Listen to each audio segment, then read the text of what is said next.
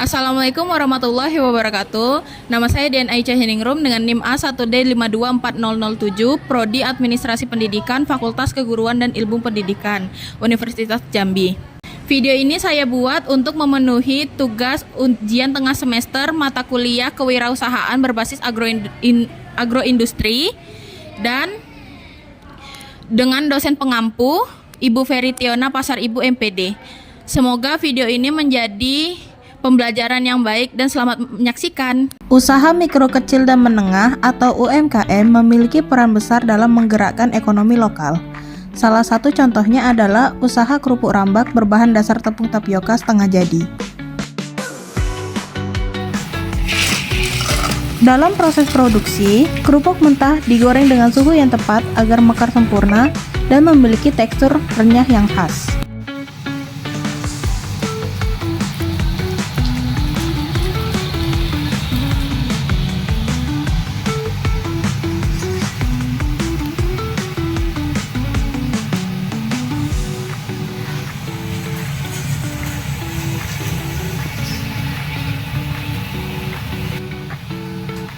Setelah digoreng, kerupuk ditiriskan, didinginkan, lalu dikemas agar kualitas produk tetap terjaga hingga ke tangan konsumen.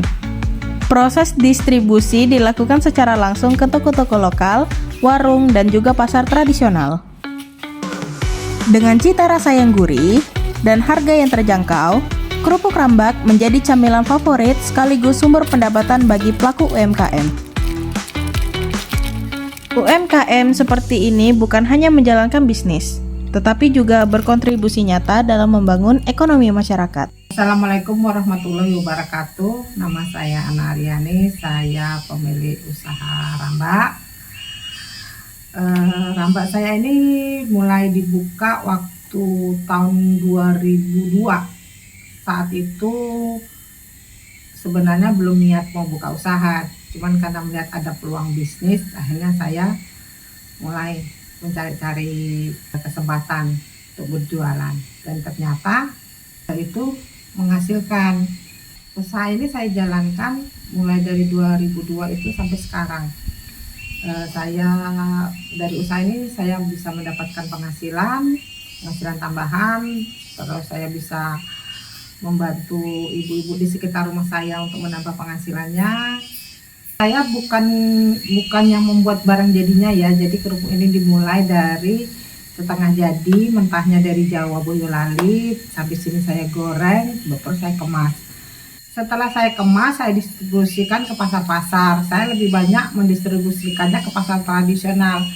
Saya mempunyai karyawan 6 sampai saat ini. Karyawan yang saya pakai itu saya ambil dari lingkungan sekitar saya, ibu-ibu rumah tangga yang sama tidak mempunyai kerjaan, akhirnya ikut saya bisa untuk menambah penghasilan.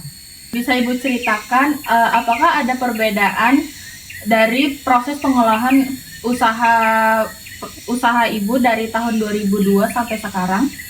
Ada. Kalau dulu waktu tahun 2002 itu kan usahanya kan dimulai dari tradisional, gorengnya masih pakai kayu, pengemasannya pasti pakai lilin, terus antarnya juga masih kendaraan motor. Kalau sekarang kan udah waktu itu juga waktu tahun 2002 juga masih dikerjakan beberapa orang. Kalau sekarang kan gorengnya sudah pakai kompor gasnya juga gampang belinya, sudah tuh yang kerja juga tambah banyak, ngepresnya juga, ngelemnya itu pakai mesin.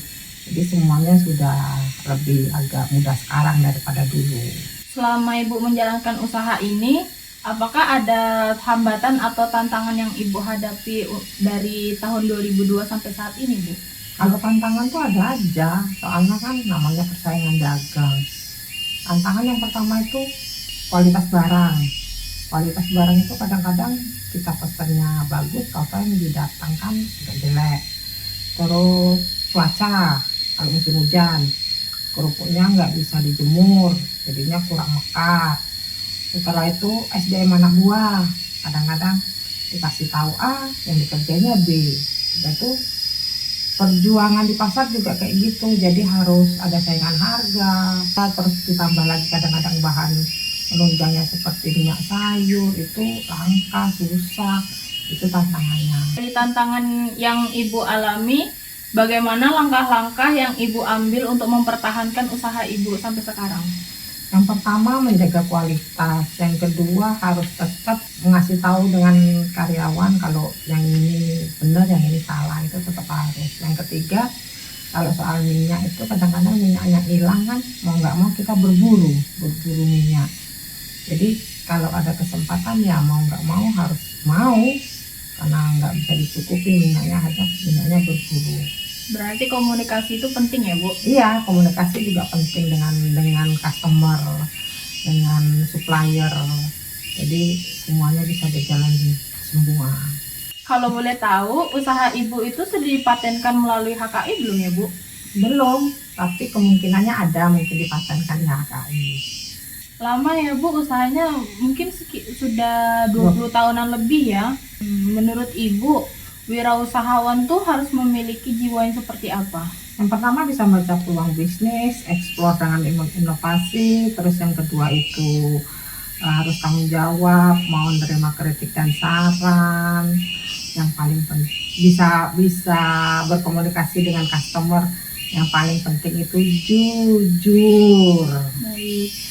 Menurut Ibu, wirausahaan itu juga harus berani ngambil resiko nggak ya, Bu? Ya iyalah, soalnya kan dalam usaha itu kan ada jatuh bangun, nggak terus usaha itu terus lancar, terus berhasil semua, yang nggak merintis dulu dari bawah, dihina dulu, waktu masarkan nggak ditoleh orang, saingan bisnis, belum lagi barang produksinya kalau datang buruk, itu harus berani ambil resiko. Kalau nggak berani ambil resiko nggak usah usaha. Itulah video tentang kewirausahaan dan menjadi pembelajaran secara langsung dari mata kuliah ini. Semoga video ini menjadi inspirasi untuk mahasiswa saat ini untuk terus berani mencoba, berkembang, dan percaya pada proses. Dukung terus UMKM lokal karena dari usaha kecil kita bisa tumbuh bersama menjadi masa depan yang besar. Sekian dari saya, Dian Aici Heningrum. Terima kasih. Wassalamualaikum warahmatullahi wabarakatuh.